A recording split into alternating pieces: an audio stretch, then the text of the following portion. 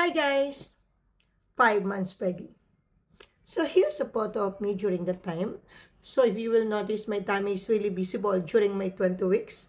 Aside from that, I gain weight. I gain weight like I think 68 or 69 kg during that time.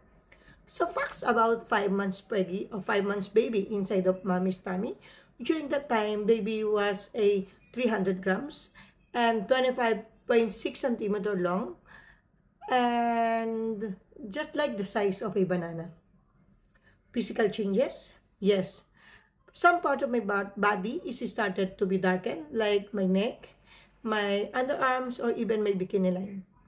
Dizziness? Yes. I started to feel dizzy most of the time, and legs cramp at the night. The pain was to the highest level. But despite of all the changes, despite of all the pain, I'm so blessed every time I feel that the baby is moving inside of my tummy.